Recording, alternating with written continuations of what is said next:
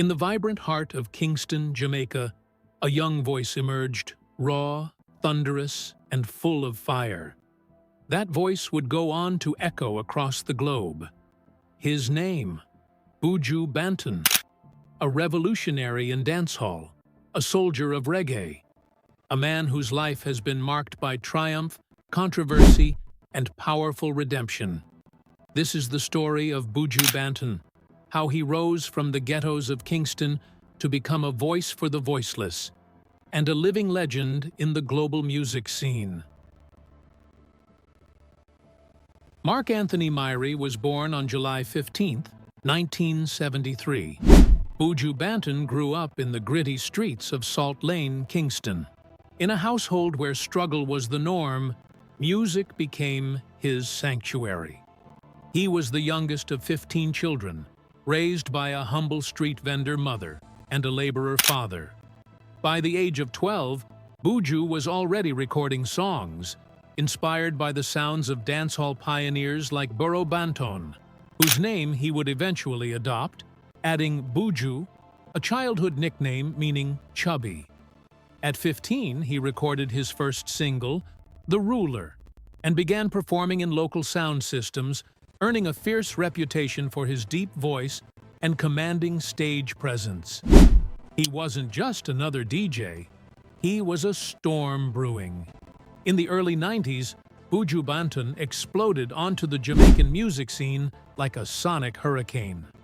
His 1992 debut album, Mr. Mention, was a monumental success, breaking Bob Marley's record for most #1 singles in a year on the Jamaican charts. Tracks like Love Me Browning and Bogle weren't just hits, they were street anthems.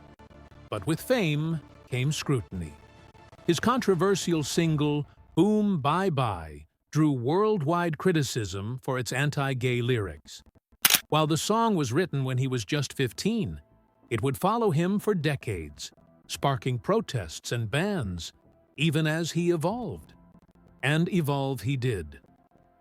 By the mid-90s, Buju began a spiritual transformation. Shifting away from hardcore dancehall, he embraced the roots of Rastafari and the power of reggae. In 1995, he released Till Shiloh, an introspective masterpiece. With tracks like Untold Stories and Murderer, Buju gave voice to the pain, struggle, and hope of the Jamaican people. No longer just a dancehall artist, Buju was a messenger. He followed up with Inna Heights in 1997, earning a Grammy nomination and cementing his place as a reggae icon. But in 2009, his journey took a devastating turn. Buju Banton was arrested in the United States on federal drug charges. The case was complicated.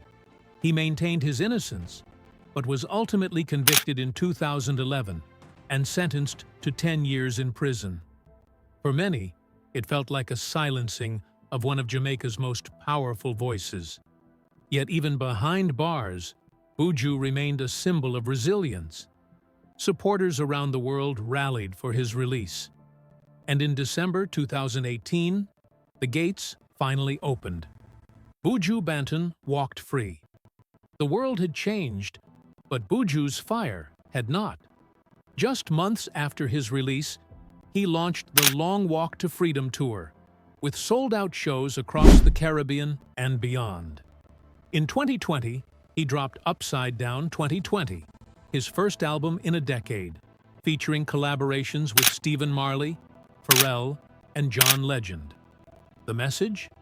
He was back, and more focused than ever. Buju Banton's impact goes far beyond music.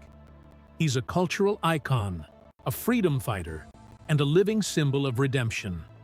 From dancehall dynamo to reggae prophet, from prison to redemption, Buju's life is a testimony to struggle, growth, and the unbreakable spirit of a true artist. He may have stumbled, but he never stayed down. And through it all, one thing remains clear.